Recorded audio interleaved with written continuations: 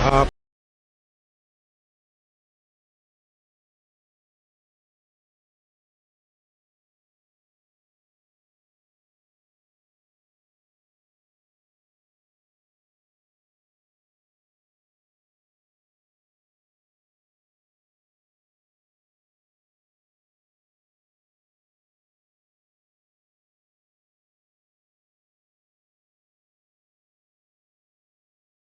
مشہور ہے کسی زمانے میں بغداد میں ایک ماہر بڑھئی رہتا تھا۔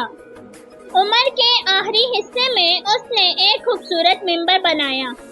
جو بھی اس ممبر کو دیکھتا وہ اس کی خوبصورتی کو دیکھتے ہوئے دانتوں میں انگلیاں دبا لیتا، اور پھر اس ممبر کی شہرت پھیلنے لگی۔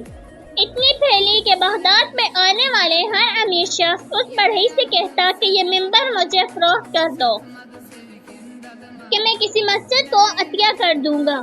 لیکن بڑھئی کا ایک ہی جواب ہوتا، نہیں جناب، یہ ممبر مسجد اقصی میں سجے گا۔ لوگ تعجب سے پوچھتے کہ مسجد اقصی تو عیسائیوں کے قبضے میں ہے۔ بڑھئی سب کی باتیں سنتا، پھر ایک ہی جواب دیتا، میرا بس اتنا ہی کام تھا، میں ایک فنکار ہوں، ممبر بناتا ہوں، کوئی بہادر جنگجو اٹھے گا اور القدس واپس حاصل کرے گا، اور یہ ممبر اس کی زینت بنے گی۔ ممبر کی کہانی شہر شہر میں بچے بچے کی زبان پر آ چکی تھی۔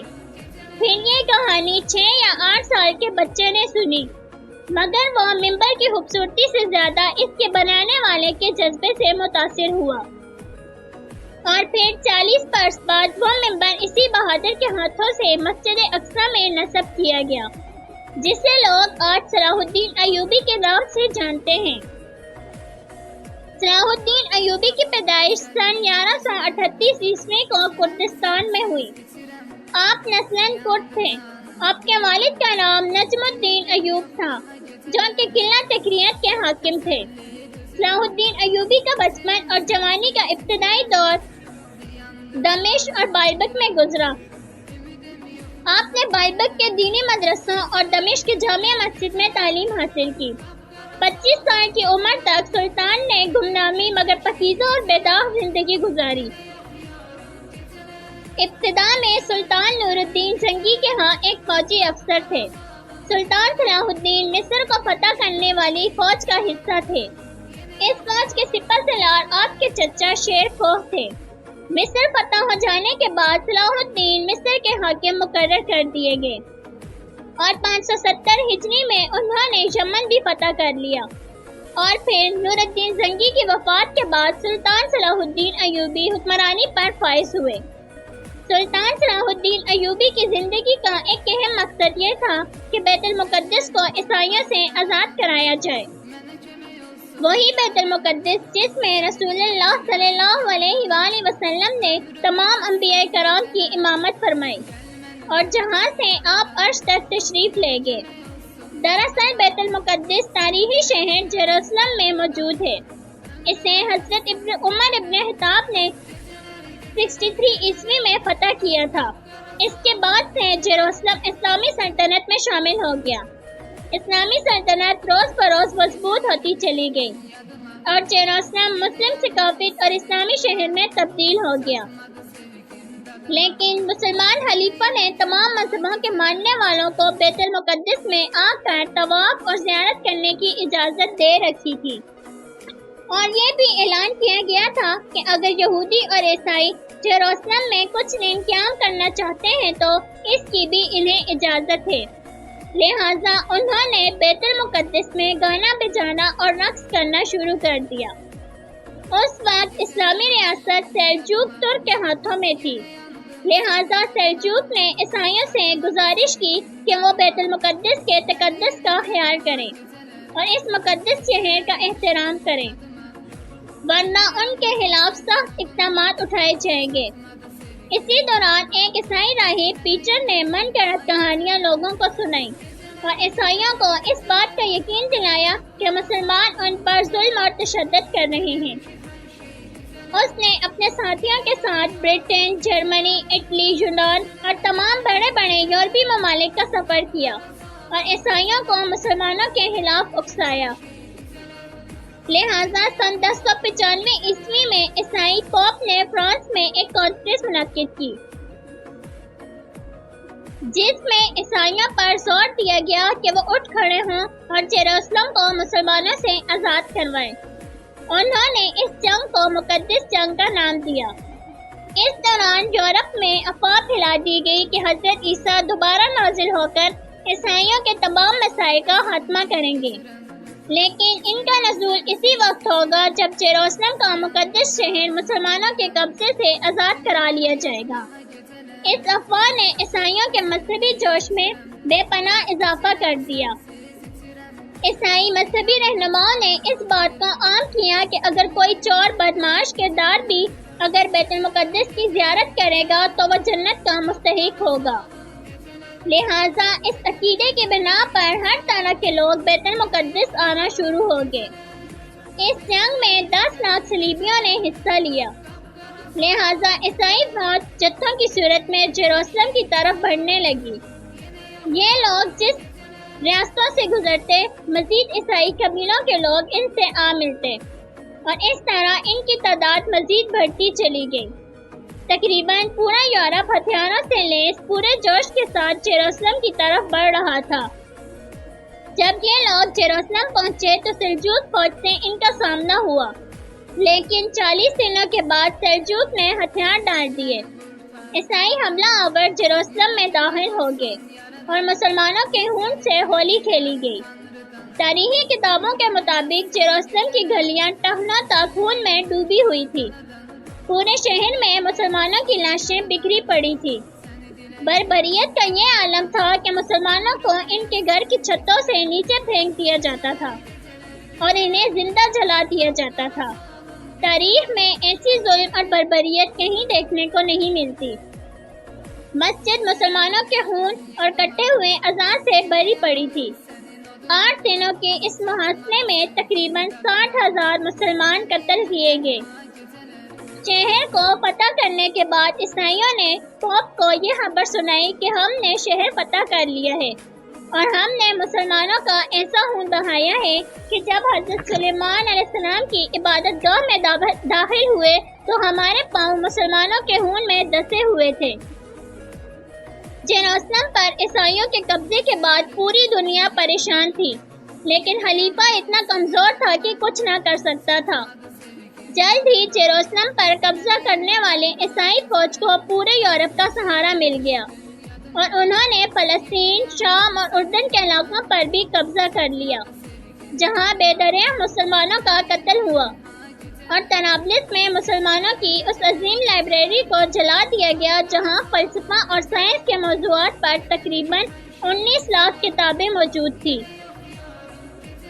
لیکن ہر عروج کو ایک دن زوال ہے، لہٰذا حالات نے اس وقت کروٹ لی جب صلاح الدین ایوبی مصر کے حاکم بنے۔ سن 1186 عیسوی میں عیسائیوں کے ایک فوجی جتھے نے رینالڈ کی رہنمائی میں مدینہ پر قبضے کی حاج سے حجاز مقدس پر قبضہ کر دیا۔ لہٰذا صلاح الدین ایک لشکر لے کر فوراً رینالڈ کے تعاقب میں نکلا اور حتیم کے مقام پر دونوں آمنے سامنے ہو گئے۔ لہٰذا 1187 عیسوی کو حتیم کے اس مقام پر تاریخ کی ایک خوفناک جنگ لڑی گئی، جس میں سلطان کے لشکر نے ایسا آتش گیر مادہ ڈلوایا کہ زمین پر آگ بھڑک اٹھی۔ نتیجہ یہ ہوا کہ 30,000 عیسائی ہلاک ہوئے اور اتنے ہی قیدی بنا لیے گئے۔ رینالڈ گرفتار ہو گیا اور سلطان نے اپنے ہاتھ سے اس کا سر قلم کر دیا۔ حتیم کی خبر آگ کی طرح عیسائی دنیا میں پھیل گئی اور پورے یورپ میں صلاح الدین ایوبی کا خوف بیٹھ گیا، جس نے مٹھی بھر لشکر کے ذریعے 60,000 عیسائیوں کو دھول چٹا دی۔ حتیم کی فتح کے بعد سلطان نے بیت المقدس کی طرف رخ کیا اور ایک ہفتے کی خونریز جنگ کے بعد عیسائیوں نے ہتھیار ڈال دیے۔ بیت المقدس پورے 91 سال بعد دوبارہ مسلمانوں کے قبضے میں آیا، لیکن فتح کے بعد سلطان نے قیدیوں کے ساتھ منصفانہ سلوک کیا۔ آپ نے ہر طرح کی لوٹ مار سے لوگوں کو منع کیا، قتل عام کو روکا، شہر میں موجود تمام عیسائیوں کو معافی دے دی۔ رحم دل سلطان نے فدیے کی نہایت ہی معمولی رقم مقرر کی اور جو لوگ ادا نہ کر سکے انہیں بغیر ادائیگی شہر چھوڑنے کی اجازت دے دی گئی۔ سلطان نے جس طرح عیسائیوں اور یہودیوں سے برتاؤ کیا تھا اس نے بھارت کے لوگوں کے دل جیت لیے، لیکن یورپ صلیبی حاکموں کو یہ شکست منظور نہ تھی، لہٰذا انہوں نے لڑائی کی تیاریاں شروع کر دی۔ جرمنی، اٹلی، فرانس اور انگلستان سے فوجوں پر فوجیں فلسطین روانہ ہوئی۔ انگلستان کا بادشاہ رچرڈ شیردل 6 لاکھ فوج لے کر فلسطین پہنچ گیا۔ مسیحی دنیا نے اس سے پہلے اس قدر لاتعداد فوج ابھی تک فراہم نہ کی تھی۔ یہ عظیم الشان فوج عکا کے بندرگاہ پر کھڑا تھا۔ انہوں نے عکا کو فتح کر لیا۔ عکا کی فتح کے بعد صلیبیوں نے فلسطین کی بندرگاہ اسکلام کا رخ کیا، جہاں سلطان صلاح الدین ایوبی سے ان کا 12 مرتبہ مقابلہ ہوا۔ اس مقابلے میں سلطان نے بہادری کی مثالیں پیش کی، لیکن کسی بھی مسلمان حکومت یا خاص کر کسی بھی خلیفہ بغداد سے کوئی مدد نہ ملی، لہٰذا سلطان کو پیچھے ہٹنا پڑا۔ اس دوران سلطان نے بیت المقدس کی تیاریاں مکمل کی، کیونکہ اب صلیبیوں کا اگلا نشانہ بیت المقدس تھا۔ 1190 عیسوی میں تیسری صلیبی جنگ کا آغاز ہوا، جس میں سلطان کے مختصر سے لشکر نے یورپ کے عظیم فوج کا بڑی جرأت مندی سے مقابلہ کیا۔ جب فتح کی کوئی بھی امید باقی نہ رہی تو صلیبیوں نے آخرکار صلح کی درخواست کی۔ موئن رحیم نے لکھا ہے کہ جنگ کے دوران بادشاہ رچرڈ شیردل اور سلطان صلاح الدین کا آمنا سامنا ہوا، اور سلطان کے ایک ہی وار سے رچرڈ کا گھوڑا گر پڑا اور وہ مر گیا۔ رچرڈ نے بے بسی کی حالت میں کھڑا تھا۔ سلطان چاہتا تو ایک ہی وار سے اس کا کام تمام کر سکتا تھا، لیکن یہ سلطان کی اعلیٰ ضرورتی تھی کہ ایک بے بس شخص پر ہاتھ اٹھانا اسے گوارا نہ تھا۔ اس نے اپنے سپاہی کو حکم دیا کہ بادشاہ کے لیے ایک گھوڑا لایا جائے تاکہ وہ گھوڑے پر مقابلہ کر سکے۔ سلطان کی اس رحم دلی سے رچرڈ نے اتنا متاثر ہوا کہ اس نے لڑنے سے انکار کر دیا، لہٰذا رچرڈ اور سلطان صلاح الدین ایوبی کے درمیان معاہدہ طے پایا، جس کے مطابق بیت المقدس مسلمانوں کے قبضے میں رہا۔ ارسوف اور عکا کا شہر صلیبیوں کو دے دیا گیا اور تمام مذاہب کے لوگوں کو جیروسلم آنے کی اجازت دے دی گئی۔ سلطان نے نہ کہ زائرین کو ہر قسم کی آزادی دی، بلکہ اپنی جانب سے لاکھوں لوگوں کو دعوت، آسائش اور راحت کے انتظامات بھی سلطان نے کیے۔